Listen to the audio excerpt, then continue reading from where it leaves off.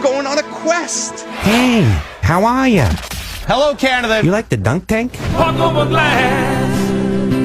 Hey, rep, kiss my We messed up. Things got out of hand. Drake's is in bad shape. Don't take my gold away. You wearing your rubber boots tonight? Hello, friends. Welcome to the highly anticipated, by us anyway, Christmas edition of the Rubber Boots Pod. Brought to you by our friends at idrinkcoffee.com and at the Fandom Sports app. Wanted to give you a heads up before all the foolishness begins. We have a really special guest today, and it's Jonathan Pitre, our good friend, the butterfly child. If you don't know Jonathan's story, I really encourage you to Google it, to search it, because it will inspire you. And Jonathan hasn't talked for a long time. Has been going through a heck of a lot, but is doing better. So he's going to join us. I know that some people are probably just listening for that interview. If you just want to hear Jonathan, it's about an hour and 10 minutes into the podcast. If you want to stay along for the rest of it and listen to the idiocy, we welcome that as well. Hit it, Lester. This is JD's podcast. JD's Rubber Boots podcast. We're gonna sit and relax and tell you all sorts of stories. Talk about life and little sports. You know we're gonna play some games. And if nothing else, you know we're gonna have a laugh. We're gonna have a laugh, oh yeah. 'Cause this is the podcast. I don't know if I've ever been more excited about an episode of the Rubber Boots Pod. Mixed emotions, really. Before we get to the good stuff, you should always start with the bad news first.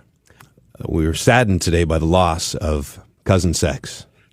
The knowledge? The knowledge, the hypothetical hip-hop hero, the father of two gambling-addicted sons, Puffy. And Possum Killer. Possum Killer. Puffy is not with us today because he screwed up after we'd arranged the time of the podcast and forgot he had to take his kids to the Leafs game. We're taping this on Tuesday afternoon. So we're going to check in on Puffy, see how things are going at the Leafs game a little bit later on with him. So we fired him, basically. Long time due. But who cares? It doesn't matter. Because we have so much good stuff here today. First of all, normally Puffy's absence would hurt. He is the breakout star of the podcast. But first, we have Bump back for the Christmas episode of the pod. Thank you. Lester is here. Yes. Stoff is here. And ladies and gentlemen, live in studio, Rod Smith, baby.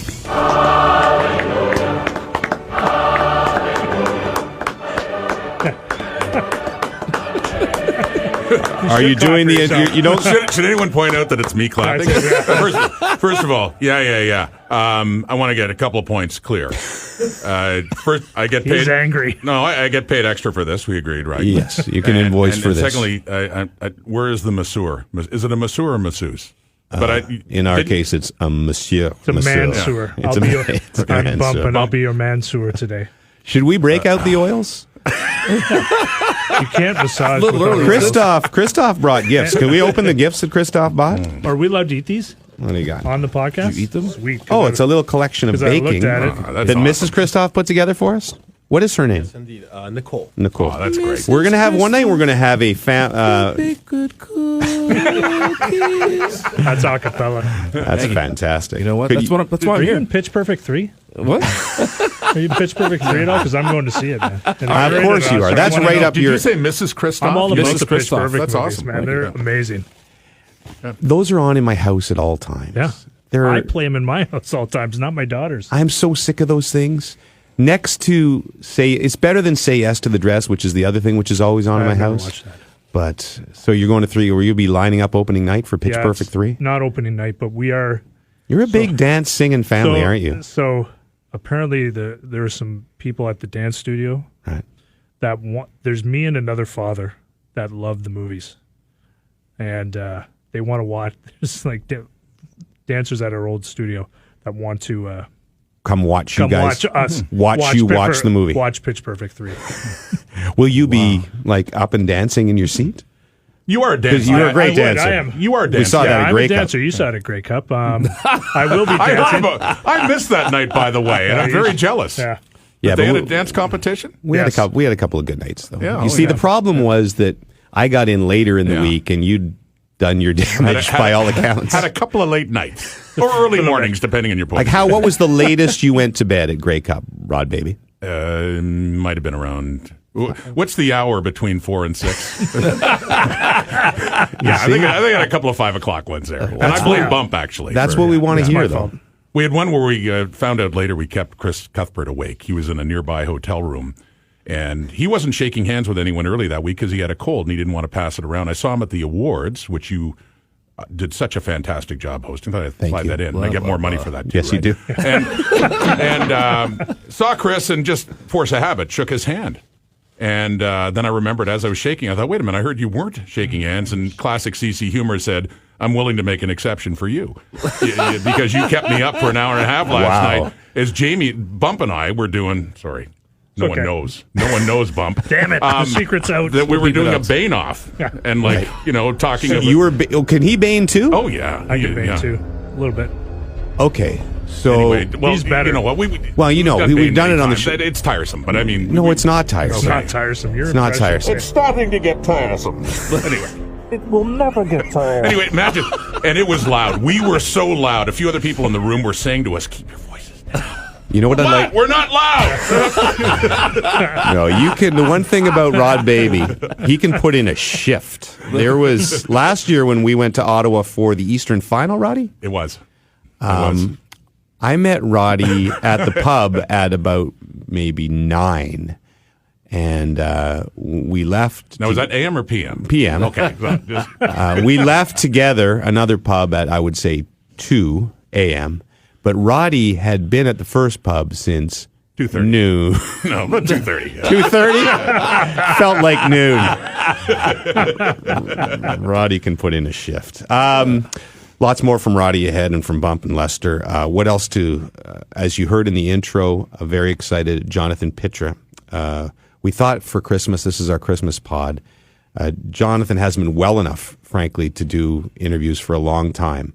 And I think I've said on this pod before how inspirational he is to me. And I think all of us, if you haven't seen The Butterfly Child, the documentary we did several years ago, look it up on YouTube. He's an incredible What an kid. inspiring young man. As inspiring as it gets. And as is his mother, Tina, who's gone through hell for a lot of years. But Jonathan's doing great. We're going to talk to him at the end of the pod. And on top of that, as if Bump, Rod Baby, Jonathan Pitre weren't enough, we have the highly anticipated, at least by me and Lester, nobody else basically, because everybody else has forgotten about it. Nobody else even remembers The this. release, the world premiere Yes. of the new, soon-to-be hit single, the Rubber Boots Guy song. So Rubber Boots Guy song. that's coming just moments from now. But I thought, we'd make broadcasting history in here. The Rod Smith Recap has been a staple of this show since it began. It's become the runaway most popular segment of the show. Last week was, frankly, depressing. It was Rod had hit rock bottom. His world had crumbled around him. I had to stop listening for a little while. I laid in bed all night after I listened to that. I couldn't move. You try bathing in Chardonnay, watching old CFL panels and Helen Mirren movies 24 hours a day. See if you like it. It was awful. It was a hard time for all of us, but we'll see what happened next. So what we're going to try to do, this is very difficult, particularly for Stoff, and a lot of pressure on Rod Baby, who is the franchise, so he should be able to pull this off. We're going to try to do the Rod Smith Recap live. First time ever on the pod. So These cookies are amazing. nobody can sidetrack a show like you. I'm the best. I'm surprised he's back. I told him so. He did tell me that today. Let me sample one of these. Hold on. Is it like a chocolate oatmeal? There's a little. What are the tangy little pieces of red in there? They're candy cane, right? All right. Yeah, I think there's some sort of decorative Oh my thing. gosh, they are fantastic. To prove this, everyone Sorry, else is eating. I have Alzheimer's already. What's her name again? Nicole. Nicole. Thank you. Nicole might very get good. her own segment. To prove this is live, should Rod Cooking Baby with be Nicole. Cooking with She Nicole. sound like he has Cook food live in on his the mouth? pod. That's great. Tell it. Cooking live on the pod while Yeah. Stoff is producing. Yes. And we eat it at the Just to end. make it even harder for you. She'll cook on the soundboard. It'll be like a wok. Well, it's about to get heated. All right, are you ready, Rod Baby? Or are you going to have one more bite of a cookie first? Could Nicole send these to the compound? We'll have it arranged. Hey, I'll wait for your cue. We're not letting Nicole anywhere near the compound. All right, so Stoff, you can cue Rod Baby. This is the Rod Smith recap from episode 13, live. I'm back, baby. It's a Christmas miracle. After my depression confession last week, let's just say it was all aboard Rod Smith Baby's sympathy seduction train. Turns out sad, lonely Roddy might just be the hottest Roddy of them all. I now have 7 lovely new personal attendants and 4 flight attendants, all sharing the guest house. It's like episode 3 of every season of The Bachelor, except with more hot tub and less guilt. Roddy doesn't have to send anybody home. So yeah, I'm Rod Smith Baby 2.0, and ready to do 2 things Roddy does best: voice and invoice. In episode 13, Dear Sirius Lester dealt with the issue of workplace bullying. Dear Sirius Lester, I work with a guy who wants to fight me every day at 3 o'clock by the bike rack. What you gonna do, Strombo? Gotta beat John Rambo. Time for you to go on offense. Get get jacked, and kick ass. Yeah. Nice. Buy the back rack. But maybe chat with HR first. Puffy and Duthie once again showed off their amazing ability to never forget a name. You know the Van de Vos twins? I think you screwed that name up. No, what is it? Winkelwins? I don't know. They're twins. They're not Winkelross, I think. The rowers on Facebook? Winkelross. I think it's Winkelross. We could probably look it up right now, maybe. Winkelvoss. I think I said that in there, didn't I? Maybe. One of our devoted Fandom Segment listeners pitched a brilliant idea for a surefire hit animated show. I'm picturing Rod Smith with diapers on. Rod Smith as a baby with a human face. Yeah. With his ears still growing. His head and ears still growing. He's got those fries. Yeah. That's the way he talks. That's his catchphrase. Ooh, Roddy likey.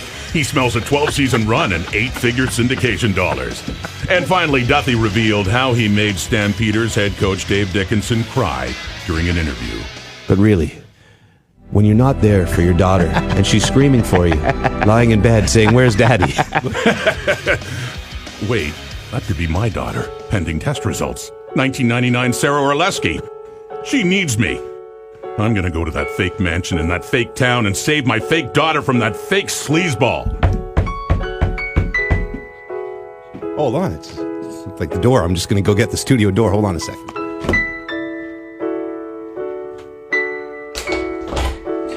What the hell? You don't have to come fake rescue me, Rod Daddy. I fake escaped, and I'm home. Yes!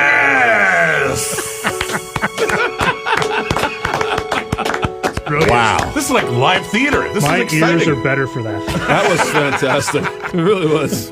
This was like who did the War of the Worlds when they did it live on radio in the 30s and Orson everybody Welles. thought aliens were invading. Yes, I think that is probably this is probably the second greatest piece of live audio theater that we've ever had. Thank you. It was just an enjoyable Told you experience. do it in one take. Yeah. Great to have you back to where great to you be belong. back. Thank you. It's great You know, to be we back.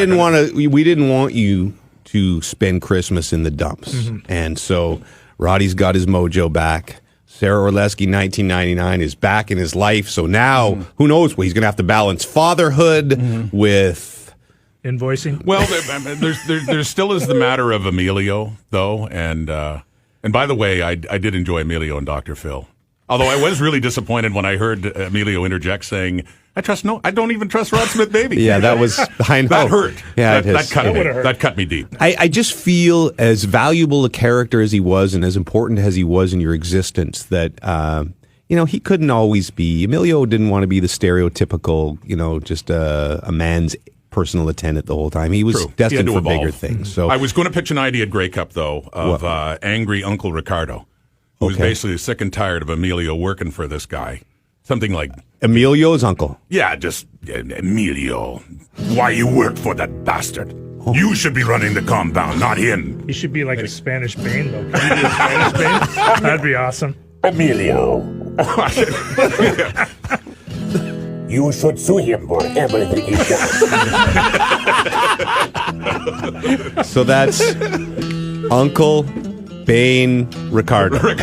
Uncle Bane Ricardo. Okay. I was thinking in your last story that we could make angry Chris Cuthbert a character. Oh, yeah. Wow. You know what? He was very calm, though. CC's always calm. Because I apologized. You know me, I was very apologetic after that, and he was, no problem. So no more problem. like a serial killer Chris Cuthbert type character. Of course, it was Tuesday night, not Saturday night. Saturday night, I would be dead. Yeah. Well, you've heard the story of Ryan Rashog waking me up the night before the draft. So, the draft used to be. Half my conversations have to start with used to be. The draft used to be a major event in my year. It was it's a big day. It's a big show. You have to, not quite the Grey Cup, but it's a big day. And so the night before the draft in, I want to say Pittsburgh, I think, one of the last ones I did as host, 4 a.m., maybe 3:45, the phone rings. And I'm in the middle of deep sleep. And I got to sleep late that night. I was having trouble sleeping for some reason. I pick up the phone. It's the front desk. Just your wake-up call, Mr. Duthie. And I said, what? It's your wake-up call. And I was mad. I said, I didn't ask for a wake-up call. And they said, yes, you did. You just got in 20 minutes ago, or you got in about an hour ago, sorry, and you asked us to wake up in an hour. And I said, well, what do I look like? And you say, oh, you're tall, about 6'2". And I figured out I knew it was one of two people, Drager or Rashog. Yeah. Figured out really quickly it was Rashog. And so then I was so mad because I love the hijinks and Rashog is great at it. And I'll pull pranks too, but not the night before. No, not when you're on air show. that day. No. And so that was one of the few times I was really mad at him. So I pulled him aside in the rink that day and we had a good heart to heart. Just stay down. I got this. And was he contrite or was? Oh yeah, he was. He was because he knew. I think he knew he'd cry, but he was too. Like he didn't have as big a day at the draft. I think he just had to do a couple of interviews. So he went out, tied one on really hard, and I don't even think he really remembered what he'd done. He just thought it was really funny. And in retrospect, now I can laugh about it. But that day, I was pretty bitter. So all sorts of new possibilities for characters in January when the Rod Smith recap resumes. Lots more ahead from Roddy here, but let's get to our second world historic premiere. So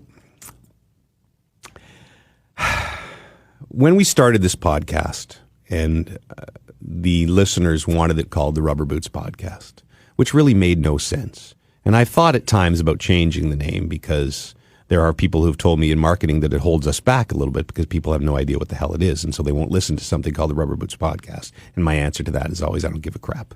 I'm doing it for Bump and Roddy and whoever. If you haven't listened, for those... Again. And you are? Just kidding. That's hilarious. It does it every time. It's awesome. Sorry, so let me say it again. For Bump and Roddy and Stoff and whoever.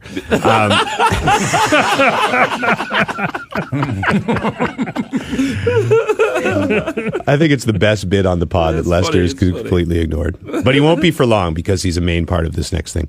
So anyway, we don't care. So it's going to be called the Rubber Boots Podcast for now anyway.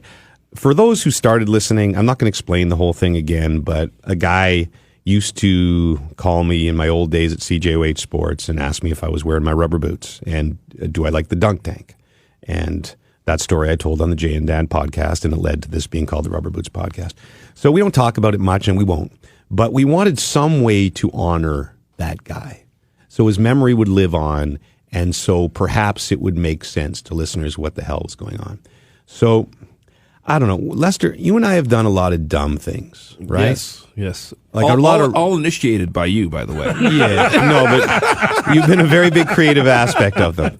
We've done a lot of dumbass things. Yes, we have. I don't know what the dumbest ass thing we've done, but we've done a lot of dumbass things here during our time at TSN. Mm-hmm. I think this is the dumbest ass thing we've ever done. You know what? It's up there for sure. Okay. It's up there. I'll tell you. My favorite probably still is Puck Over Glass. Okay. Yeah. But there was some semblance to Puck Over Glass. And it was an actual song. You sang, so it sounded great. That was awesome. That was awesome. I'm not saying it's no, but I just like it was risky. Yeah. But this makes no sense whatsoever. Unless you've heard the Rubber Boots guy story. You can go on and maybe you should pause this right now if you haven't heard it and go listen to episode 1, not from season 2, from season 1, so you know what I'm talking about. So without further ado, Lester and I put together something called the Rubber Boots guy song, and here is the world premiere.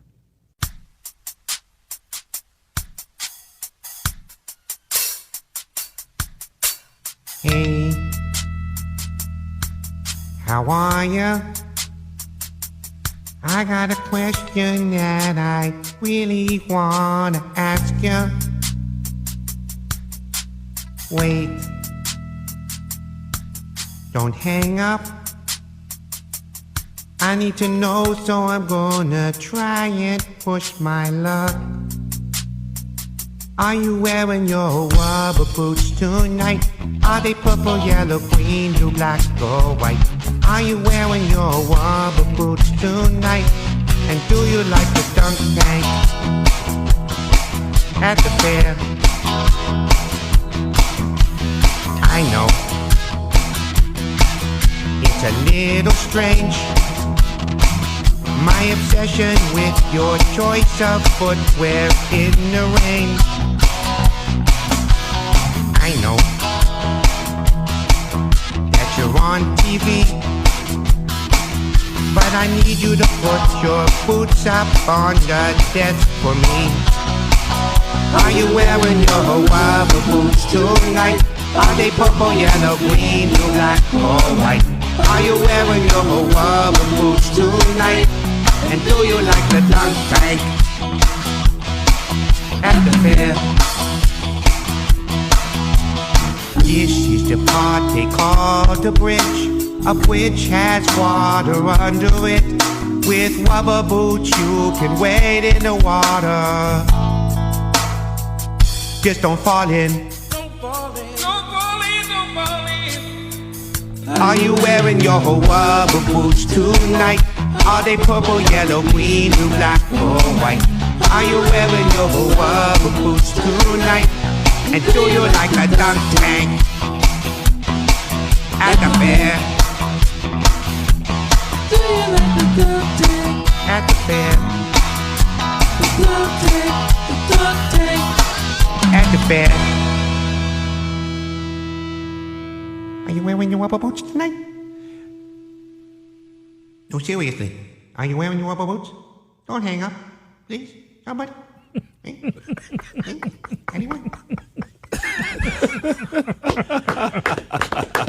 Very nice. Very nice. Again, you were two very talented individuals. The musical genius of Lester McLean. Always. Thank you. So you should give yourself more credit there, James. You wrote those lyrics. That melody is all you. I just put the music around it. Yeah, credit. There's a fine line to that word. See, Jimmy, you could do the Seth MacFarlane thing, who's known more for the comedic side and everything else, animation. Well, Right. not, but and then Right. he's releasing albums now. He is seriously. That's right. He's like a jazz or he's more. I could see the evolution of Jimmy. What do you think? That's the name of the album right there. The evolution of Jimmy. So the only people that have really heard that song, my family, my kids, because when I was working on it, I don't know if anybody with you, but they sing it all the time, and that's what I wanted, is something that was catchy. Oh, it's very catchy. So my goal really for our listeners is for this song to haunt them,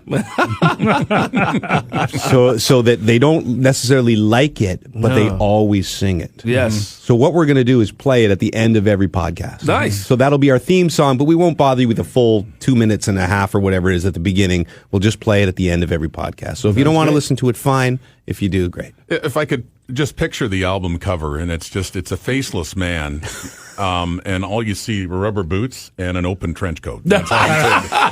It could be in the Costanza pose. In that Costanza pose in his underwear where he's there is a little creepy side to all of this. Oh, no, it's very creepy. But do you like the dunk tank? You've never answered that question. I do like the dunk tank. And by the way, forgive me if you've told this story before, but I know you did news at CJOH, and of course you did sports. Did you do weather for a time? I mean, is this why he was asking you? No, he 'Cause I could see him asking a weather guy. No, sports. He just the sports phone number was in the phone book, and he would call us. Was in the phone I book? think he was just a lonely guy who was infatuated with rubber boots, and he really hoped in his dream was that I would put my rubber boots. And it wasn't just me. Carolyn Waldo, who was a sportscaster there, he would call her too. So it wasn't that he was infatuated with me. He just wanted this. Or so you like to think.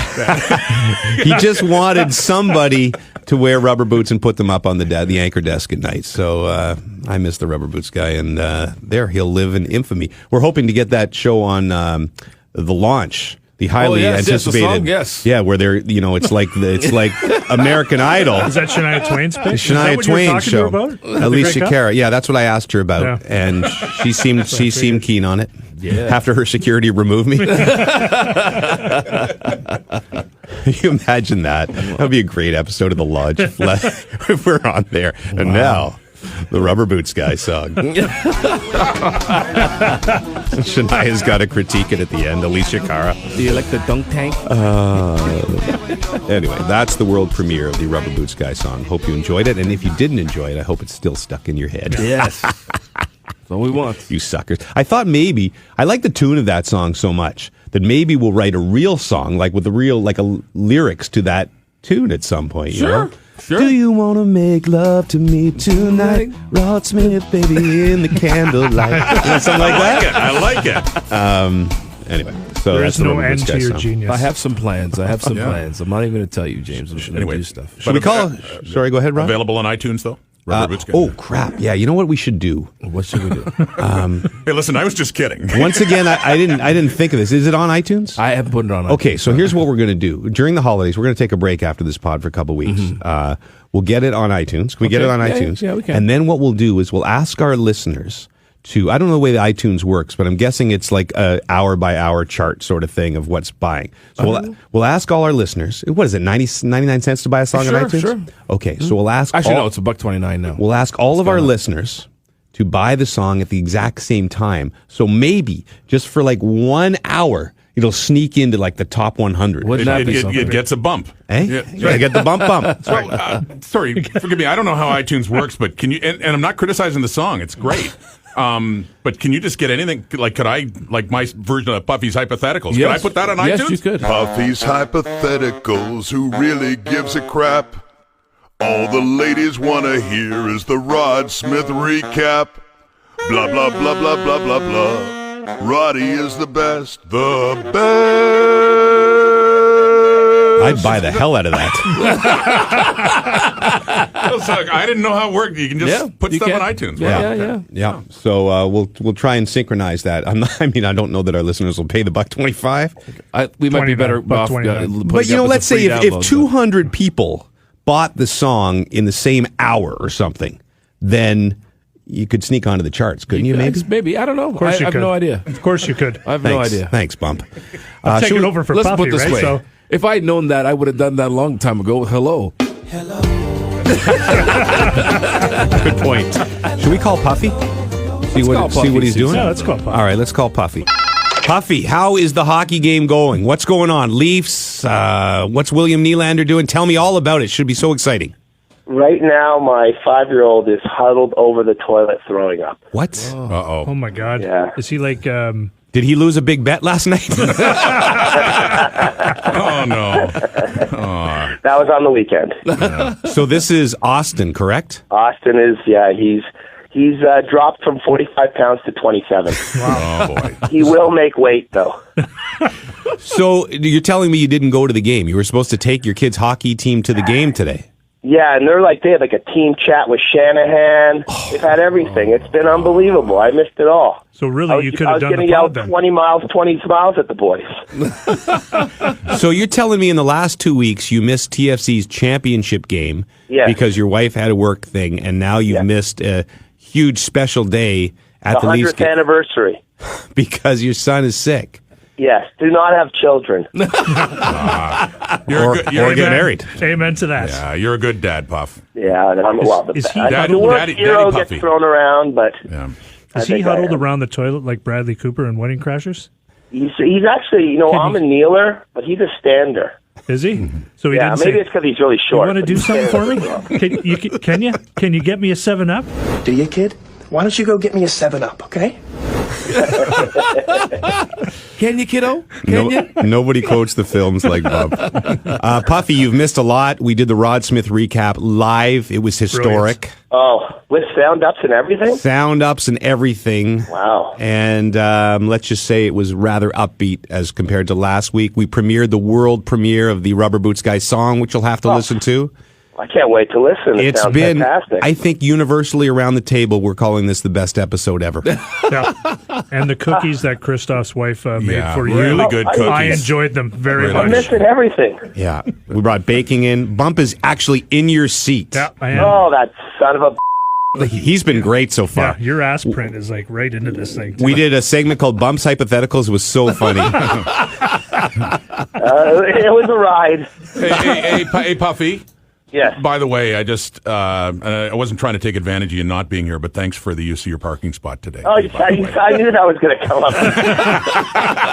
So please don't take the angry note seriously. It wasn't personal. When you dressed me down in the hallway? No, I didn't. Hold on a second. I didn't know it was you. Hold on a second. Let's quickly. A couple of weeks ago, we told the story about how Dan O'Toole had parked in Gino Retta's spot. Yes. Gino had blocked him in. I think the day after we taped that podcast, the day. No, the day. Okay, so we you left the podcast. Yeah, you tell the story, Puff.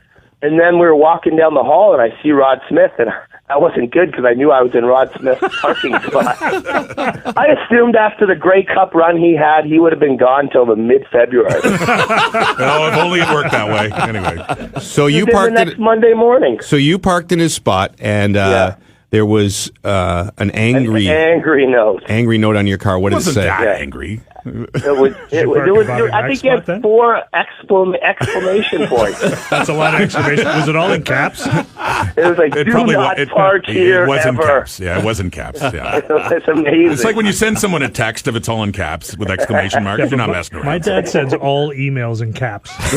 So it's like he's yelling at me all the time. Why did you put bananas in there? But that's because he doesn't know where the cap lock key is. He's like Homer Simpson with computers. To give Rod Baby a little bit of credit, that's the way I handle. I don't have the balls to block somebody in like Bobby Mack does or like Gino does. I will write the note. I will take the long piece of foolscap out of the printer and say, "Get your own damn parking spot," much like Roddy did. I actually have a photo of you two meeting and Puffy explaining the situation to you, which I will post on the Rubber Boots Pod Instagram account because it was a moment. And in fairness to me, if I'd known it was our boy Puff, I didn't know whose car it was. I had a fancy new ride, so yeah, you had a I was sure that I didn't know who that was, but I certainly didn't think it was your car. So yeah. Apologies if it came across as a little too. I guess it was my bad. So Puffy, I know you got to get back to your kid. We've missed you here. This is the first episode I believe you've ever missed of the pod. Exactly. Yeah, the first one. Yeah, I mean Lester's missed a few, but we had never noticed. But he said your name. I know. Imagine that. So now you don't have a hypothetical or anything for us today for Christmas? No, I did not think of one. Okay, no problem. I got I usually do most of my hypotheticals while in the seat. All right. Okay. That's true, he does. Rod has one, sorry? Well, what if there was a guy that, like, a coworker you were with and was extremely loyal and really contributed, and then he got sick or his kid got sick, and so somebody else came in and was willing to do it and did a pretty good job and was willing to do it for half the money. Mm-hmm. So what would the boss of the place podcast maybe? Do you want me to vote? Yeah. Well, what would he do? What would you do? Would you say to the other guy who's been loyal for like a year and a half, 2 years? Sorry, you've been bumped. Yeah. For $1 billion. Yeah. I was literally bumped. Literally. You should change your Twitter handle to our boy Wally Pip. Oh wow. Oh, nasty. See what happens, Puffy? Nasty. I tell you what. You can still come to the Masters, though, buddy. That's all that matters. We'll do one of these from the World Juniors. We'll do another hotel room edition where you can come back, and the return of cousin sex could be our entire storyline, okay? Sounds good. Knowledge. Enjoy, boys. Do you want to put Austin on the line and see if we can... Austin, do you want to say hi to the guys? Could he throw up live on? Hey, Austin. Hey, Austin. Austin, how many times have you thrown up so far? How many times have you thrown up? 10 or 11. Oh, you poor guy. You know what, Austin? You know what you should have right now? Have a huge plate of spaghetti and like a big bottle of Gatorade. That's all. It'll make you feel a lot better, all right? And then go in Mommy's new sheets and have a nap in there, all right? Okay. Okay, Austin, Hey, you get better, okay, buddy? Austin, is Daddy a funny guy? Is he funny? Am I funny? Yes. My kids would say no. Austin, quickly, one more thing. Will the Ravens cover this weekend? The spread's 3.5. Will the Ravens win their bet? Yes. All right, thank you. Thank you. I'm putting down my life savings on that, Austin. Thank you. That is Austin Puffy and Puffy from the Puffy family. See you, buddy. See you, Pip. See you later. Good to know they're doing all right. That's awesome. What would have been great is if he was actually throwing up during the pod and Puffy was yelling at him to be quiet. I'm trying to do a phone conversation. If Puffy really cared about the pod, he would call in during that just to give us some fresh sound, as we like to call it in the business. Even better reason not to bring him back. What do you want to do now? Let's do Ask Dear Serious Lester. Yes. Now Are you using the bongos again? No djembe this week. I No thought what? whatever. No djembe. Wasn't that the name of the guy on Major League? Yeah, Djembe. Djembe? Yeah. We'll do this. You guys are going to help. The guy who me had with the this. shrine at his. What was his god's name? Djembe. No, it's Serrano. Jobu, Pedro Serrano. Serrano. I was thinking Serrano. Never mind. It was Jobu.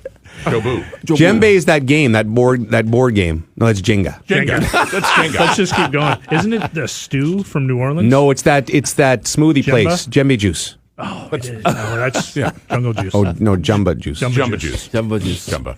Jungle juice. It's time for Ask Your Serious Lester. Hey kids, is something bothering you? Don't despair. I tell you what you can do. If you've got a problem, don't let it fester. Pick up that pen and write Dear Serious Lester. See, we used the version. We tanked the version from last week and put it in there. Recorded it, baby. Smart. All right, so Ask Dear Serious Lester this week. We thought we'd do a Christmassy theme to Ask Dear Serious Lester. So this is from Andrew Chan. Dear Serious Lester, hashtag. And by the way, any problems you have, send us at RubberBootsPod on Twitter or on Instagram, and use the hashtag Dear Serious Lester. We'll try to solve your problems here on the pod. How should one handle the "you don't have to get me anything" bluff? Oh, for Christmas. So it's kind of a Christmas ladies kind of question. Okay. So, as you know, Dear Serious Lester answers all questions in song. And he has to kind of wing it at the time. So, you're going a cappella? We're going. You guys want me to do a me. beatbox? No, I do not. Can Bane do a beatbox? Boom, shaboom, boom, Okay. I need. What do you need? Come on. You don't have to get me anything. Means that you don't have to get me anything, but you better. Lots of people in the world suffering. That's you if you don't get me anything. Yes. That is well done. Brilliant. Standing ovation from Bump. Thank you. I thought we carried the beat very well for four white guys. Because that would have been real awkward if we were like, what? Where the backup singers?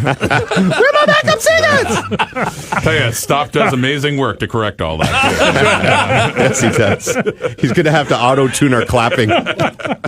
Okay, so very good advice, because whenever she says you don't have to get me anything, it never means you don't have to get me anything. Yeah. You better get me something. Has anyone ever done that? Have you guys ever fallen for the you don't have to get me anything? And Yes. And I then have.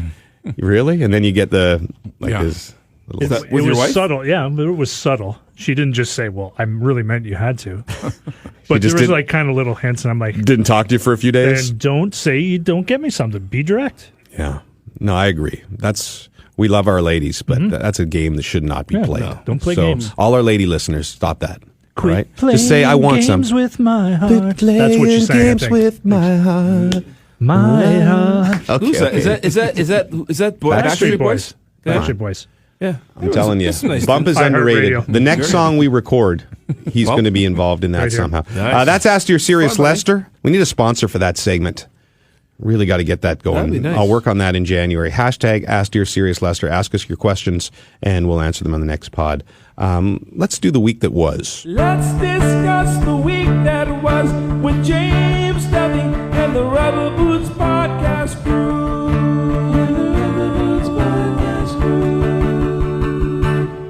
We're just going to keep going on this pod because Rod has to do Sports Center. And we're just not. No, gonna let I'm him not out of doing here. Sports Center today. Oh, you know? came in I dressed just for us? Well, yeah. So you have no cutoff Why do you time? have a tie on? Well, and I brought some other articles of clothing too because I thought this studio was going to have a hot tub. It was going to have a masseuse. I made that mistake the first time I came into my bathing suit, and I was like, so the other clothes will stay in the bag and the towel. But no, I was doing Plays of the Week. So okay. Yeah. So you tape that show's not live. Plays of the Week? No. Yeah, right. Come on. Anyway, that's as you said. That's classic Rod Smith, baby. Because you come in and rattle off about 5 or 6 leads, and then Invoice, baby. it's like Krusty. It's like talking Krusty. Hey, let me show you how it's done. Yeah. All right, you Poindexters, let's get this right. 1, hey, kids, I'm talking Krusty. 2, hey, here comes Slideshow Mel. Again, here comes Sideshow Mel. 3, bada bing, bada boom, I'm done. Learn from a professional, kid. I didn't really have anything for the week that was. I just enjoy that theme, and I thought because it was Christmas, is a good theme. we'd throw all of our segments together. Here's one for you, though. This morning, before I came in to do the Fine podcast, I had to go see my finger doctor from episode, I don't know what That episode still it looks was terrible. when I busted my finger. So he's Episode 4. He's a hand surgeon or whatever, a finger surgeon, right? That's what I thought he was. So I booked my appointment to go see him, and it turns out he's a plastic surgeon. I guess the finger surgeons are plastic surgeons. Really? So this building that he's in is the full plastic surgery place. It says plastic surgeon. So Jimmy goes in and sits down in the waiting room. There's like 15 people in the waiting room. And I can tell there's about 3 guys and maybe 12 ladies. And I can, you know how you know when the people do recognize you? So there's maybe 3 of them that recognize him. Happens to me all the The time. ladies or the women? Or the Maybe 2 of the guys and 1 of the ladies. You know, the lingering stares. Well, Rod gets those and he doesn't know if they're TV or just, people he's been with in the past. But so now I'm starting to get paranoid because you're in a plastic surgery clinic and there's nothing on my finger. So I can see them eyeing me going, what is he in for? He's lipoing that face. Or he's getting Botox of some degree. You got to stay young in this business. Right. Yeah. And then I can see actually that it's reversed. The one guy who clearly has recognized me, and he's in like a Buffalo Bills jacket, he's getting really fidgety because he's looking at it the other way going, oh, God, the TSN dude's in here, and I'm having my plastic surgery today. Right? He's going to broadcast it next time he's on. Right. And so, that's right. I'm going to tell you this story about the guy with the Buffalo Bills. Hey, well, you know what? It made the podcast, so in a way he's right. That's right. That's right. So I go in, like I have about a 3-minute appointment with the guy talking about my finger, and he checks me out and says, come back and see me in 3 months. And I leave, and the guy in the Buffalo Bills jacket follows me. And he goes, hey, I just wanted you to know it's my hand. I got a hand problem. He actually did. So he felt compelled to. So maybe he's a listener. Maybe that's the rubber boots guy. Yeah, really. So did he have his rubber boots on? It's just a complete stranger felt the need to follow me to the elevator to tell me that he wasn't having liposuction or a tummy tuck or something or whatever it may be. Something happened to me today before the pod. I almost didn't make it to the pod. What happened? I got locked in my basement. So this morning, how does that happen? How do you get locked in your basement? So I go downstairs to get a shirt for my wife that's hanging on her dry rack, and I close the door. I come back up, turn it. It's not opening. It's not turning. The spring in the door had busted. So all my family is upstairs. So I'm like banging on the door, yelling, and the dog's just barking at me. That I hate. I hate the dog, and it's just barking at me. And I'm like, at least go get me somebody. And they couldn't get me out. So I tried to. We took the doorknob off. Couldn't get the jam in. The door jam was stuck. So my brother-in-law had to come out, take the door off. and then I was free. Sorry, how did they find you? Because there were people in the house. Yeah, there were people. One of the I heard my one daughter and I wish nobody was home and then she'd lock you down there because then it would be like. At one point, and you spent Christmas in your basement, and no one even cared to ask where you were. I know. Yeah. And they found the body like 5 months later. 5 months later. Decomposed. That would be a Dateline episode. With your buddy. We have Keith Morrison. Hold on. Did he really get locked in the basement? Or was it something more sinister? When Dateline returns. Was it his angry daughter Phoebe? By the way, is there a bathroom and is there a fridge downstairs? There's a bathroom and a fridge downstairs. And a fridge. And what's in the fridge? I'm just thinking there's survival. Beer in the fridge, and there's beer. Television? Lots of beer? I was well taken care of. I wouldn't have had no food. Actually, would have had freezies from the freezer. Freezies, beer, and I have a television. Was there enough beer for 4 days? No. No, there was not. Was there enough beer for me for 4 days? Yes. See, I get the feeling Rod Smith Baby could get locked in the basement for 4 days, and as long as there was beer, he'd be fine. Well, I'm looking forward to your script. That's all he said. Hey, James, I have a question if we're talking about the week that was. Yes, Lester? What happened with the rug and the green juice? Good question. That's right. The question is, right now... You always have to repeat nothing. the question. Mm-hmm. She hasn't mentioned it. Really? So I actually, when I came out of the finger doctor place today, I went to, there was a Walmart next door. Yeah. And, I'm not going back to that rug store we talked about. No. And I saw the tweet you sent, the post you sent me, by the way. Stay out of those places, Lester. Lester was at a rug store. We don't talk about that. I wasn't at a rug store. I was just at a place that had a rug store, yes. So I went into Walmart and I bought like I tried to get some semblance of the color scheme, and it was like, I don't know, $19. Probably about 1,000 less than she paid for it. I was just going to say, Walmart has them for under $5,000, right? Yeah. So my intention now is to try to slide it in. It's only, a 4x6 rug. It's a little rug, right? And just see what happens. She hasn't noticed? She really hasn't noticed? Well, she may have noticed, but we've been so busy, she hasn't said anything to me. Can I suggest something? That her not noticing, not saying anything, is kind of like saying, "Oh, don't buy me anything." Oh, right. She knows. She knows. Well, I looked out the window. We had quite a lot of snow where I live, and there's just like about 2 inches of the rug still sticking out of the snow, like a murdered hand from a Dateline episode. Keith Morrison, hang on.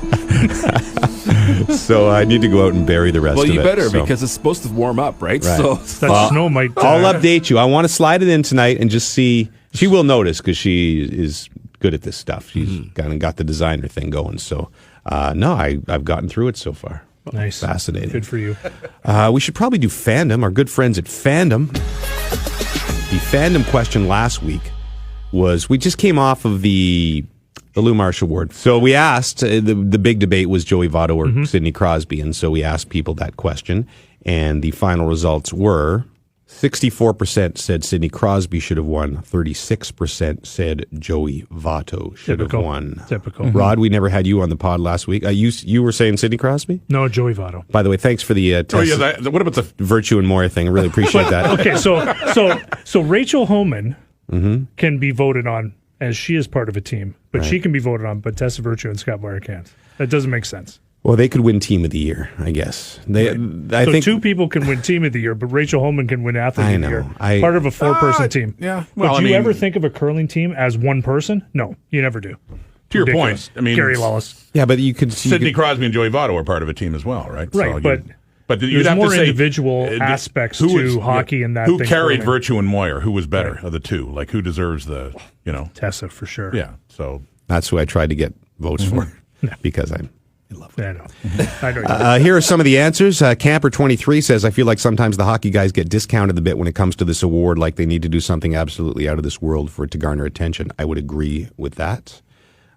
Simply Hammy, if Crosby doesn't win, it's like the LeBron effect. Every year he should be MVP, but you give the award to the better story, not the better player. I think I'm going to give a book to Simply Hammy. That's a solid answer. It's a good argument. We didn't want to just have jokes. Now, this is funny. I just wanted to read this because I think this guy was on Fandom and thought he was texting his wife or something. Dave Goss, 81, says, "Hey, I'm just getting back from my car and going out of the house." It got zero votes. 0 votes? But I was almost going to give him a book because I quite enjoyed it. That's funny. Same from Brian in Pensacola. I guess from the States. Brian says, why are all the candidates from Canada? Damn northern bias. Yeah. The Lou Morse Award. That is strange for Canada's athlete of the year. I don't quite get that. Very shocking. I think he was being funny. I like that. Let's hope. Haygood says, like trying to decide whether to remove the legendary Rod Smith recaps or the baby-making tones of Lester. Not fair for Canadians to judge. Wow. Just too hard. That's wow. I enjoyed There you that. go. How about that, Lester? You know what? You can't remove those baby-making sounds that you make. So, quite frankly, you're making a baby-making sound right now. I'm willing to bow out. Oh, thank you. Imagine if Lester and Rod Smith Baby collaborated on a sexy kind of R&B tune. I can't sing as you've heard like before. Like a Marvin Gaye type. A Marvin Gaye or a Lou Rawls kind of. Yeah. You'll never find. Oh wow. Yeah, wait, we're gonna do something right now. Give me a little. When I cue you, just give me a yeah, baby. You know what I mean? So here he goes. Yeah, baby, I'm not much of a singer. I like to think of myself as a bringer. A bringer of what? That's up to you. I have nothing else. I have nothing else to give you except this voice. But my love. Okay, now do a little bit of, keep going. Now do a little bit of Bane being sexy. Oh, but just one more time for me. It never gets old for me. One more time. Okay. Just Bane being sexy. It's not tiring. Okay. Bane in a seductive voice. Oh, yes, baby. Oh, yes. Perhaps you're wondering what's behind the mask. Sexy baby. I tell you, that is winner every time. You can say Bane gets old, but doesn't get old. I would watch a hour weekly show of you just doing Bane. Agreed. In different things. Thank you. Well, listen, Bump does a good Bane. As I say, we had a Bane competition at Grey Cup. Mike Sweeney takes a shot at me. So Duthie voted for the guy that not a single Canadian saw play this year. Hope your invoice for that one, Rod Smith Baby, would have. Yes, he would have. Mike Darn Sweeney. right. You voted for somebody that what? That nobody watched all year. He's saying that Joey Votto. I voted for Votto, so he's saying that nobody watched Votto play all year because he was on a crappy team. Yeah, he had a great year. One of the top 5 baseball seasons of all time. Here you go. Nate Steph, too. Votto was one of the greatest statistical seasons in baseball history, constantly overlooked because he plays in a small market, in a sport out of Canada's spotlight for the most part. Nate Steph, too. I'm going to give you a book, and because you argued the Votto side quite well, and who was the other person I said I'd give a vote to? Simply Hammy. Simply Hammy. So there's our 2 winners this week. Thank you for everybody who again wrote in. Download the Fandom Sports app. Sorry, Lester, we're going to get to you in a second. I got to do my sponsorship thing. Download the Fandom Sports app. I got sent another jersey this week. My friends at Adidas. Now, I keep begging them to send me other teams outside of the Leafs because It's all Leafs? Really? Well, so far, they've promised they will do so during the year, but they sent me that 100th anniversary Toronto Arenas sweater. So we're going to give that away on the podcast next time. So for this question, I guess, which we didn't come up with, so we're going to have to wing it. Another historic, live on the podcast, we're going to come up with a fandom question. Does it have to be a sports one?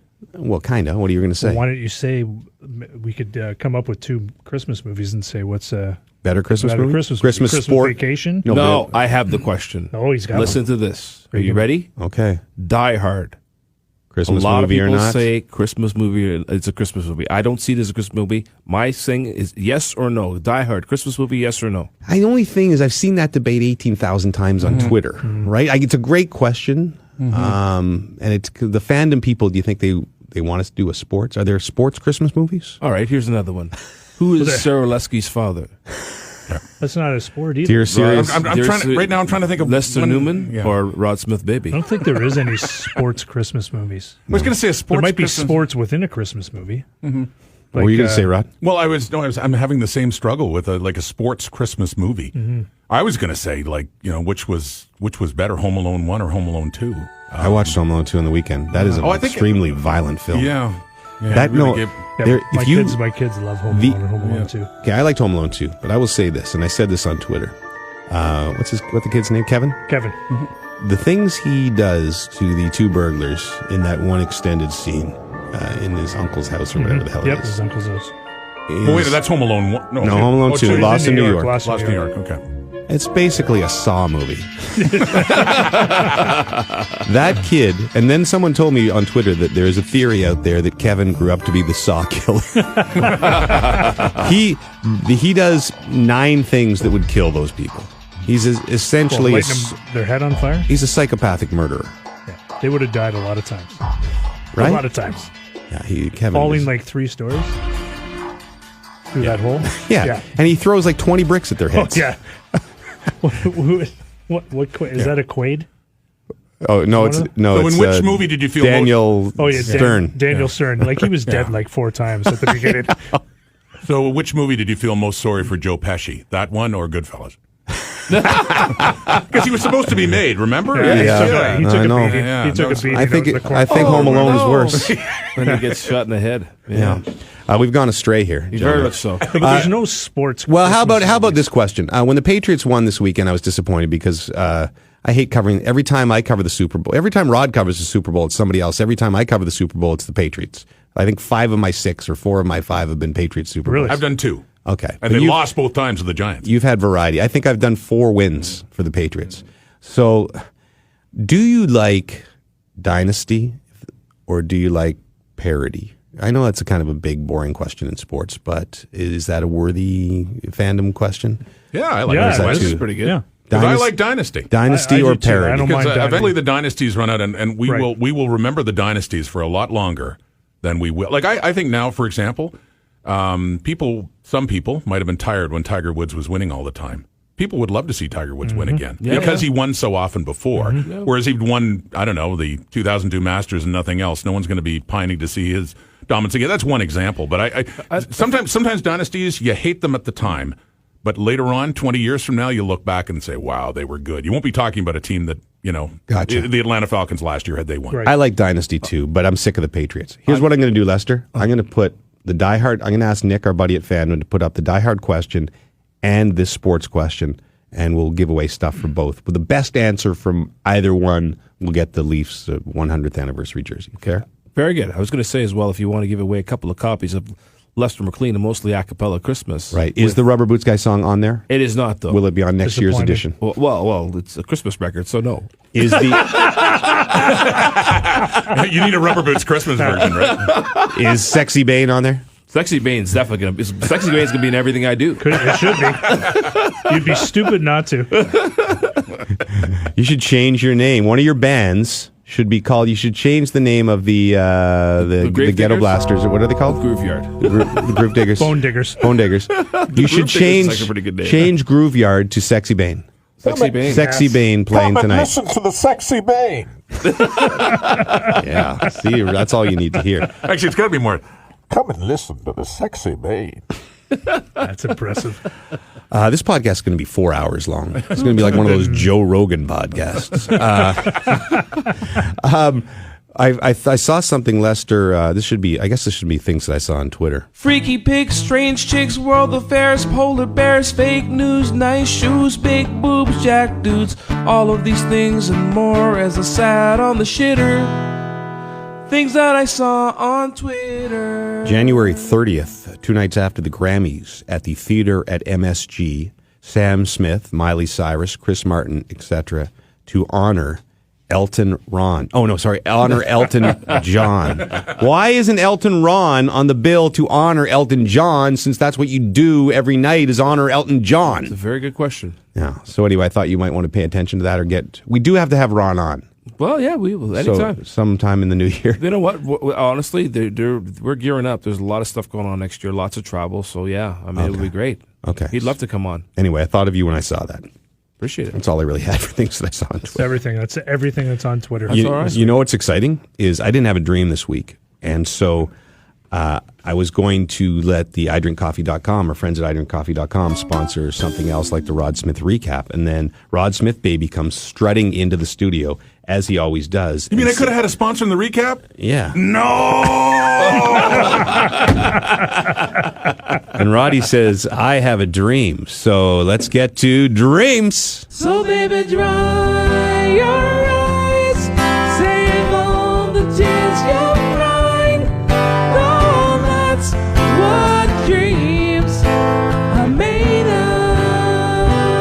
Dreams is sponsored by iDrinkCoffee.com, the place for specialty coffee in Canada. Still a few days left before Christmas. By the time you're listening to this, might be Thursday, might be Friday, might be the weekend. But even after Christmas for New Year's. You know, we used to have something in our family called the New Year's guinea pig. Oh, yeah? Yeah, so what happened was when my mom was a little kid, the granddad ordered all the presents, my grandfather, through the Sears catalog, and they didn't come in time. And so he had no presents at Christmas. And so he invented this thing called the New Year's guinea pig, and all the presents came at New Year's, and that's a tradition we carried on in our family. It didn't make a lot of sense. I remember lying in my bed when I was 10 years old going, how could a guinea pig be bringing me a present? But as opposed to a big fat guy with a beard coming down a chimney. That made sense, right? If you don't have more sense than a guinea pig. Who delivers presents all the way around the world. Although, did you watch, what was the story, a Hammy Hamster? When you were a kid? Oh, yeah. Fables of the That, there was a guinea pig there. GP, the guinea pig. He rolled around in a boat. That's not really accurate. He did. He had a little boat. He had a little motorboat. And that boat was full of presents, right? Yeah. That's right. To me, Hammy Hamster is right up there with like Littlest Hobo. Hammy Hamster doesn't get the credit it deserves. No, it doesn't. They probably filmed that in some guy's basement. This is amazing. The last 2 weeks, she did Hammy Hamster, the I know. Beachcombers. Beachcombers. Hammy Hamsters. Bring back Hammy Hamster. Let's start that campaign. All right. And for all the kids out there, Google it. It's good television. iDrinkCoffee.com, the place for specialty coffee in Canada. So order something for your loved one. Order an espresso machine. Slavic said it's been nuts this year, mostly because of the pod. Business is up 1,700%. It's like Bitcoin. It's gone through the roof. Wow. Did you see the Bitcoin thing? Yeah, the guy selling Bitcoin? I put it on Twitter. Now, somebody told me it might have been a fake story from like one of those onion sites, but whether it was or not, some guy in New York said that he sold $1 million worth of fake Bitcoins on the streets in New York. Yeah. They were Chuck E. Cheese coins. That's right. Oh, you're kidding. How many tangents have we gone on today, A lot Bob? of tangents. More than the usual that More when than you the come on. usual. I apologize. So he sold Chuck E. Cheese coins. Yeah. And That was hilarious. If it's true, it's hilarious. It's amazing. Anyway, it's time for dreams, and our good buddy Roddy had a dream. Share with us. I don't often remember my dreams, so when I do you ever one where you just wake up from it and like, what the hell? Right. Yeah. Anyway, that was one I had just a few days ago. I was invited by our colleague Nabil Kareem over to his place to watch a game, and I get there. You think Rod Smith baby has a mansion. Nabil's house goes on forever. Endless rooms, all beautifully decorated. This is a palace. Is he wearing his one of those fancy suits he wears on the air? He was wearing a suit. He was. I mean, and for all I know, I had a suit on as well, which made the next part even stranger when he said, "Do you want to play mini sticks?" Do you want to play mini sticks? So we went to his bar, and his bar is as big as a regular sports bar. It had big screen TVs, like a fully stocked bar, and a little mini stick arena. And his son, he's got a young son, and came along. Very cute. Yeah, to play as well. And so we're going to play mini sticks, and he said, "Do you want a whiskey?" How about a whiskey? And I said, "Sure." And how about a cigar? How about a cigar? So he's giving me a cigar, and he's giving me a whiskey. And I've had a whiskey at a Christmas party with Nabil, so maybe I don't know what goes on in the brain. Right. Anyway, so we're doing that, and then he lights up another cigar, and he gives it to his son. And I'm looking at him, I'm thinking, okay, this doesn't seem appropriate. Feels here. like something Puffy would do. Well, I was. So I'm saying to him, "Are you sure that this is cool?" And his son, I didn't see in my dream if his son actually, started smoking the cigar, but he just looked at me and goes, "Oh, no problem at all." Not a problem, dude. No problem at all. Anyway, so I hear a woman coming in, Helen Mirren, calling his name. No, it wasn't Helen. I didn't really get a good look at. It was his wife. And she is coming in, and he quickly... Do you remember the movie Kicking and Screaming with Will Ferrell and Mike Ditka? Yep. And you remember they were having a cigar in his room, and his wife came in really mad because she smelled cigar, and Ditka quickly gave it to Will Ferrell. Like, he just dished it off, and he was yelling at her like, I'm not smoking this. Anyway, he does this. He gives me his cigar, and just as she comes in and sees her son with a cigar, and she said basically, like, who the hell gave him a cigar? And he's looking at me, all innocent, looks back at her. I've got 2 cigars. And she just said, "Get out of my house." And that was the end of the dream. And I woke up from that thing. What on earth? Like, how does this happen? But anyway, I don't know. Who does that to Rod Smith, baby? I know, nobody. Nobody says. I thought it was going to go a different direction. No. She asked Nabil to leave. No, she asked and me then to gave leave. Roddy the full tour. But that's real life, Roddy. Yeah. Not I was dreams, gonna Roddy. say. No, you don't. Rod Smith's baby's dreams. You don't want any part of that. So. Oh, yes, we do. I do. Personally. Thank you, Roddy, for filling in on dreams this week, and thank you for coming. My pleasure. You know, we're gonna call Jonathan Pitre in just a second, but first I wanted to say to you guys, Merry Christmas. Thank you for Merry all Christmas. that you've contributed to the pod this year. Lester, mention you by name Twice. You've been fantastic. Rod Baby, you continue to be the franchise James, of my girlfriend's dreams. I just want to say that I've learned to really enjoy listening to the podcast other than the Rod Smith recap, which is astounding to me. And you used to just fast forward to that I point? just used to listen to the recap and then, maybe do your reaction and anything else, but no. Anyway, you guys...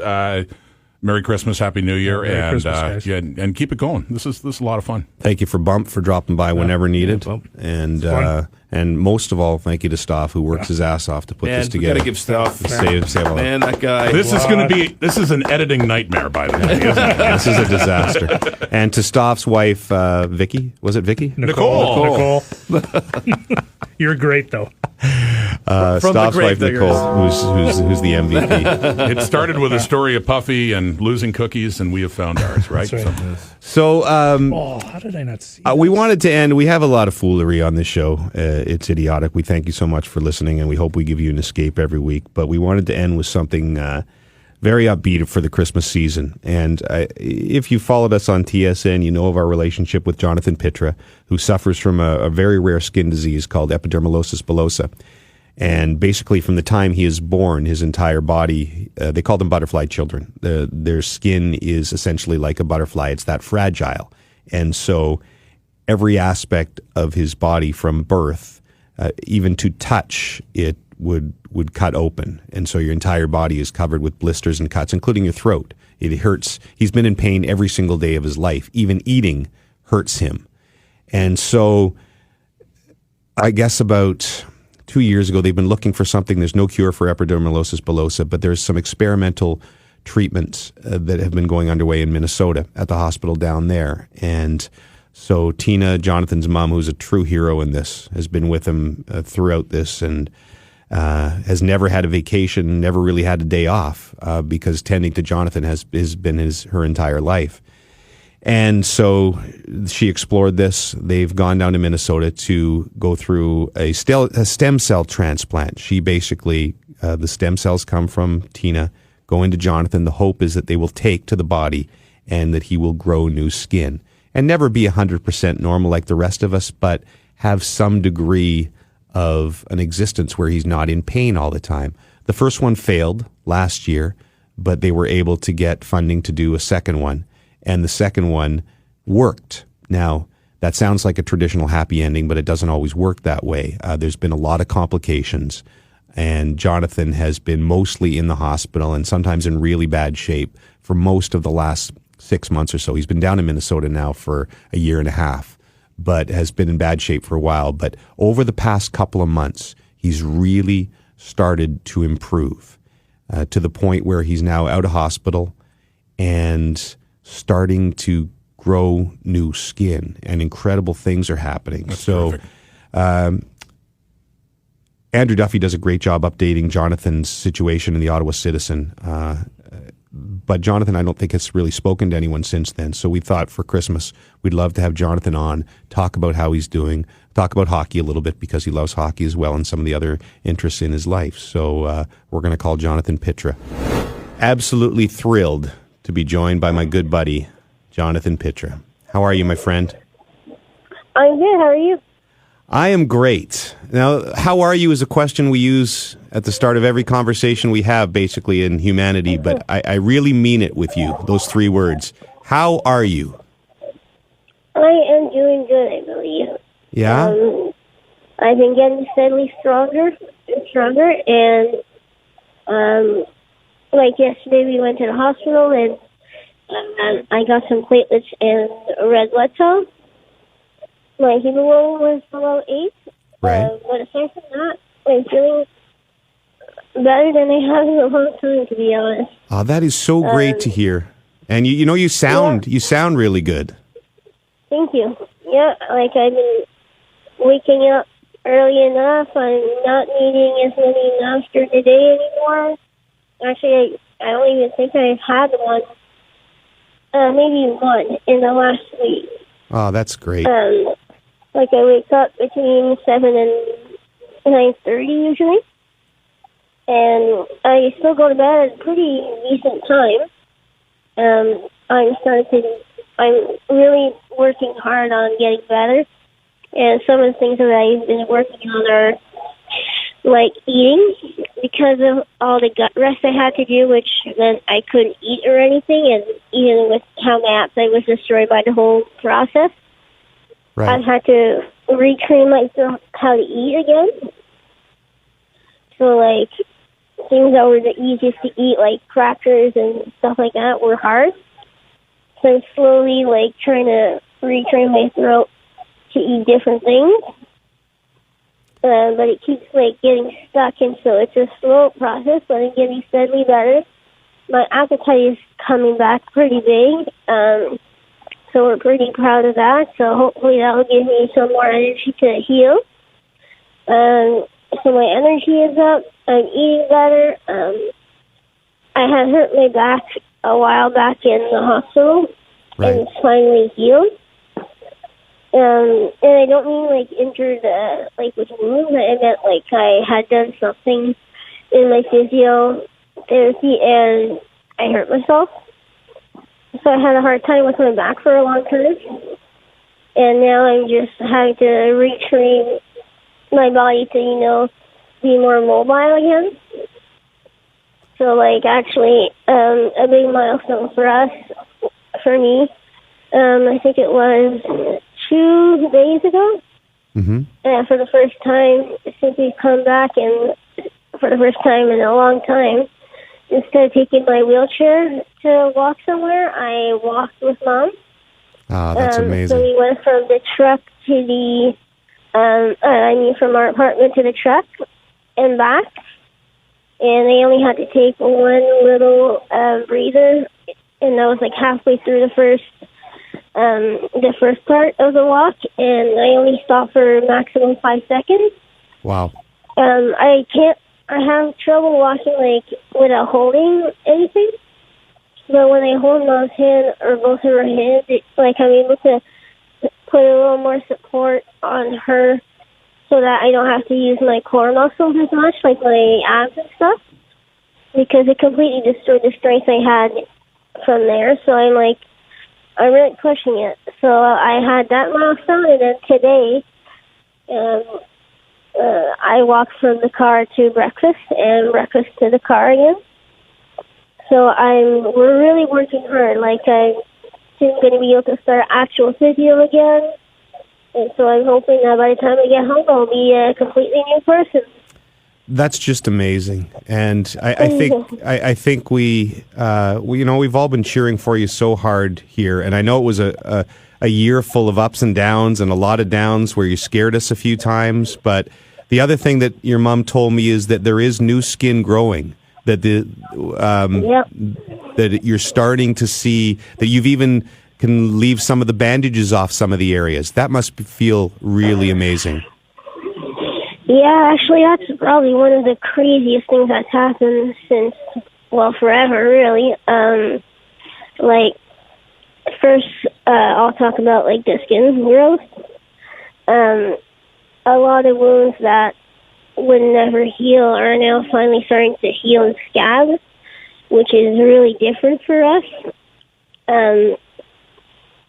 My back is still an issue just because the area is so large, right? Right. It takes so much energy, so it prevents, other wounds from healing often. But, the bottom of my body, my legs from, my feet to my knees, they're pretty nice, some of the biggest wounds on those legs are now, like, gone. And because of all the wounds that were there and the scarring, my skin was always, like, really red there. It's actually finally starting to return to, like, a normal-ish color. What does it feel like to look down and see that? I still can't believe it. Sometimes I think I'm wearing someone else's legs, to be honest. And so, like, when you see me initially, you look at my legs and you're like, oh, my God, did he, like, lose a bunch of weight? But really, it's not that. It's just the bandages aren't there as much anymore. So it's really encouraging, to be honest. So the bottom of the body, like my legs, are pretty much all open. There's just a few spots where we're able to just put something called a cell transfer, which is just kind of like a little protection. But aside from that, like, we don't need to put the whole bandages that we were putting, like, and even then it's just a few spots here and there. So, like, it's encouraging for sure.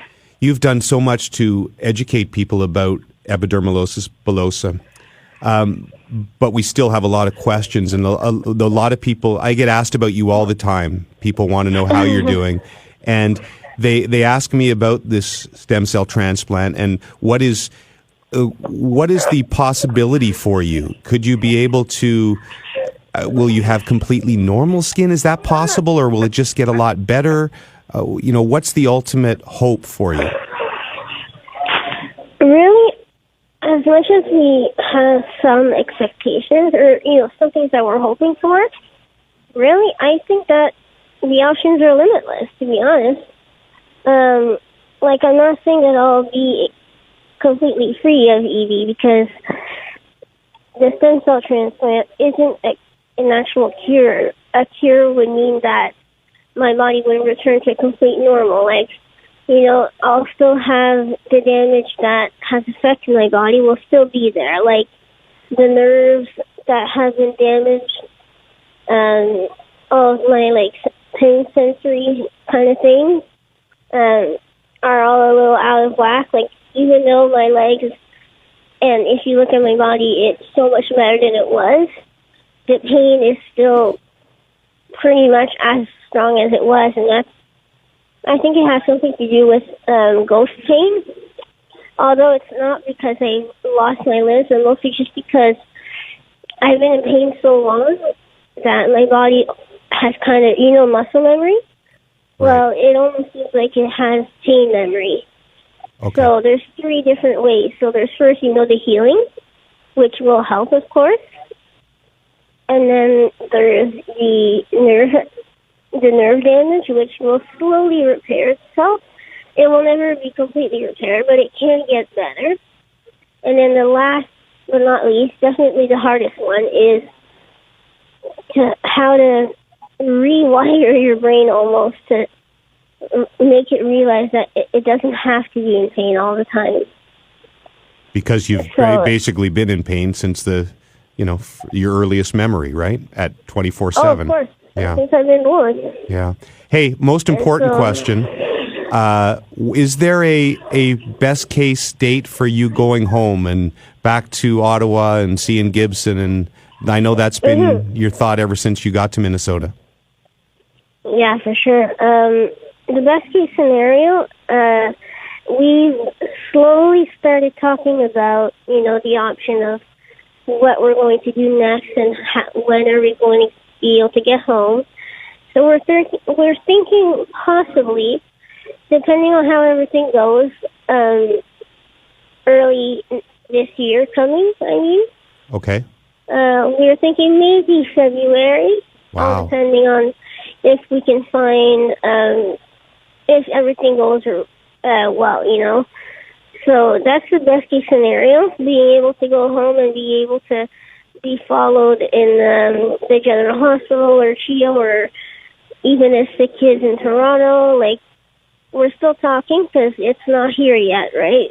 There's still many, many things that can happen between here and there, but we're slowly starting to make it plan, and so there's many options. So of course it's going to be difficult to figure out the right one, but I think I'm confident that things are heading in the right direction.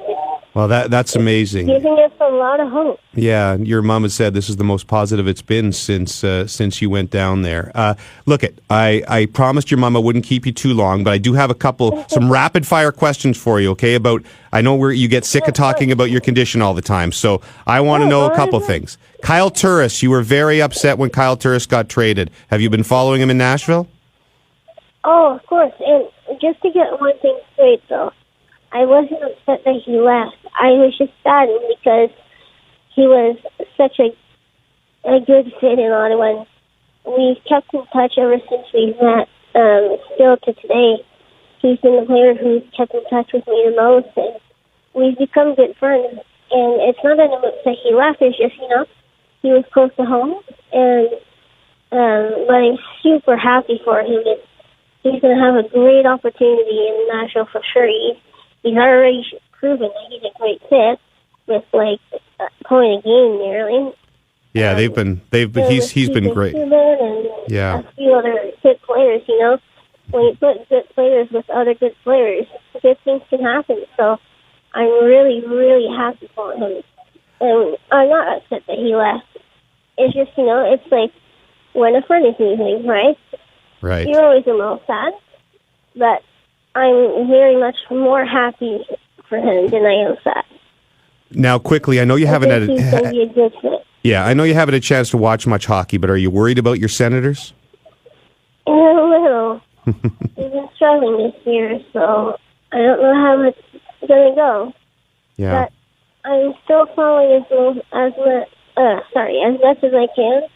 We still have a few Canadian teams that are in the playoffs, and I know the playoffs are a long way from now, but it's so encouraging to see that some of the teams are doing well, right? Yeah. And at the same time, I'm definitely following Nashville closely for my friends D.K. Subban and Kyle Turris, of course. So, and Nashville's doing well, so that's very good. Yeah, that's hopefully great. For Turris, he may have a chance at the Cup. So it's exciting at the same time as it is a little sad. But now, I know that you've had a lot of people know you just because of being on TSN, and for me that you're a big Senators fan and a big hockey fan, but you have so many other interests in life, and you've had some really cool things happen to you.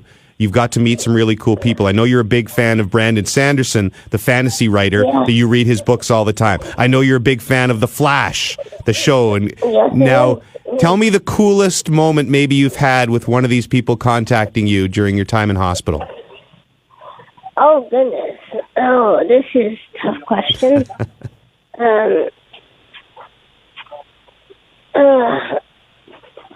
I guess one of the coolest things, because you know me, I have a hard time choosing favorites. Right. So, one cool moment, though, definitely was receiving a video from the Flash's, team.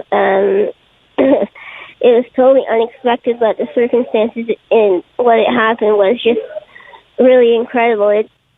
It's cool, so that was definitely one of the coolest moments, but there's been a lot of cool moments this year, even though there's been a lot of hardships.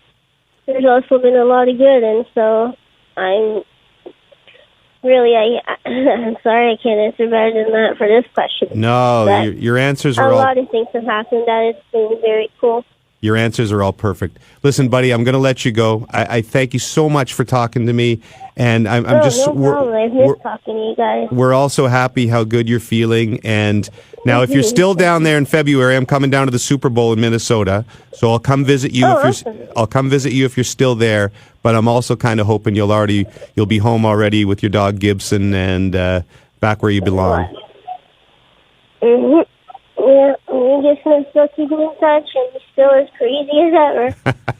I sent your mom a video of my dog that I think you'll get a good laugh of, okay, from Buddha. Oh, yeah. So listen, I'm going to let you go. We love you, and keep getting better. Maybe pass the phone over to your mom just for a quick sec, okay? Yeah, sounds good, and thank you all for your support. Okay. I've definitely felt every one of you guys. Okay, thank you, Johnny. Thank you. I'm passing you along now. Hello. Hey, Tina, how are you? I'm good. How are you? He sounds amazing. Oh, he is amazing. Well, we knew that part, but he sounds so upbeat, and the progress report he gave us was incredible. Well, you know what? He's been working really hard, and I mean, things are looking up. I mean, definitely he has been very unpredictable until now, but he just fights and just puts one foot in front of the other and just blows me away every single time. He's just that amazing young man that he's become, right? Yeah, and he has, but I always think that you're kind of almost the overlooked one in this story, that your entire life has been sleeping on a chair next to him for the last basically year and a half, and I know there was some really dark times in there, but to see the skin growing, to see him able to walk across the parking lot as he described it, must be just incredible for you.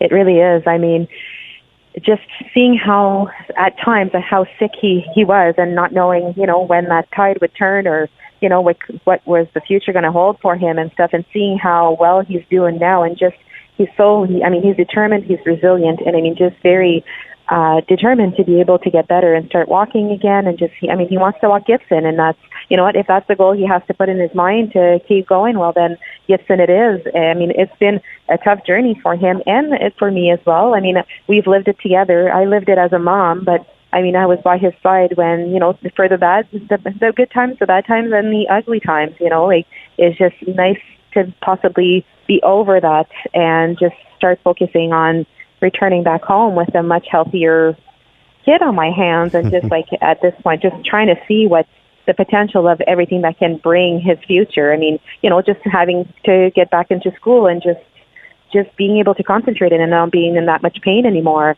I mean, that's going to be life-changing for my family, and I just can't wait. Well, we can't wait for it as well. Although I told Johnny that I'm coming down for Super Bowl at the beginning of February. So if you're still there then, I'm going to invade your apartment again. But that's quite fine, and I'm very close to the stadium. So. Well, maybe I'll shack up. We'll bring the whole crew down. Oh, there you go. Listen, thanks for doing this. My love to you guys for Christmas, and I hope to see you in February, but I also kind of hope that you're getting close to being on your way home by then. Thank you. Okay, take care. We are too. Thanks a lot. Take care. Bye-bye. Bye. So how great was that? Oh, he's unbelievable. He's an inspiration, and I'm glad you mentioned his mother too, because, and I don't know her, I've never met her. I've just seen the story that you did, the TSN did a few years ago. But if that doesn't define a mother's love, I don't know what does. And he is such a brave young man. I really hope he is fully recovering. Incredible. And even the stem cell process for her, right, is not. No, it's painful. Like, no, she doesn't even mention that. Like, she is the single. That's something, right? Like, she's the toughest person I've ever met, and you wonder about these things like fate. Did she become this because of Jonathan, or was Jonathan given her as a mother?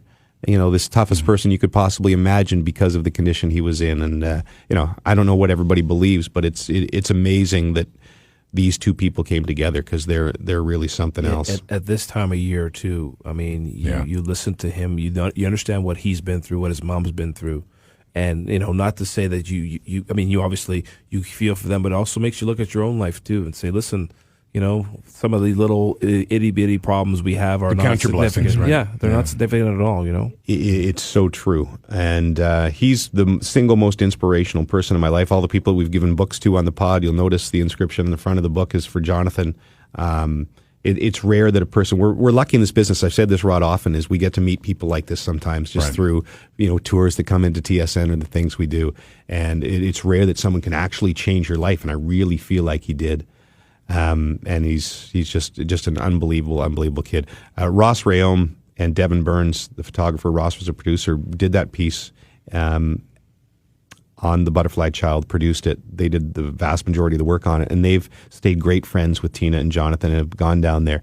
They're working on a documentary that'll eventually be put out about Jonathan's life, and hopefully that has this unbelievable happy ending where he gets to go home with his, we have the same dog. He's got a Boston Terrier named Gibson, who's really the love of his life, and he just can't wait to get home and hang out with this dog again. So, that was fantastic to have him on. And once again, thank you all you guys for coming, and to all you for listening all year long. We'll take a little break, Puffy and I will probably crank one of these babies out from the World Juniors at some point. Maybe we'll get Bob McKenzie on and do it with a couple of Mick Ultras from a hotel room. But have a fantastic holiday season.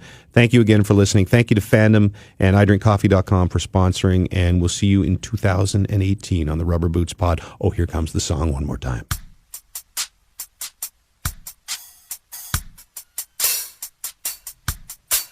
Hey, how are you? I got a question that I really wanna ask you.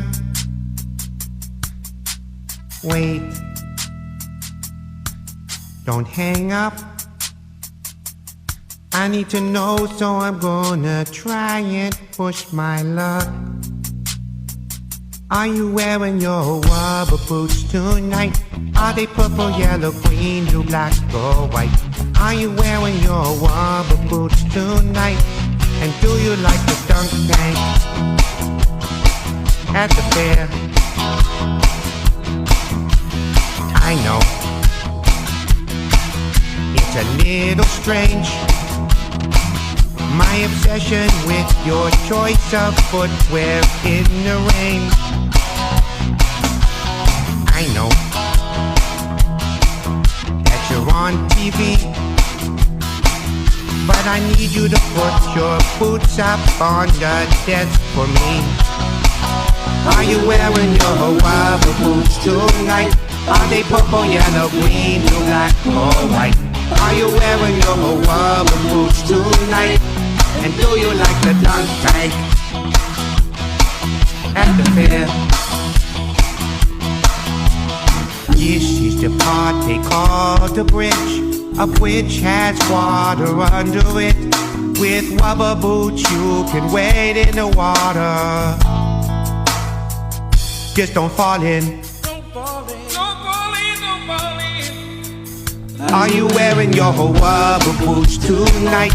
Are they purple, yellow, green, blue, black, or white? Are you wearing your rubber boots tonight? And do you like a dunk tank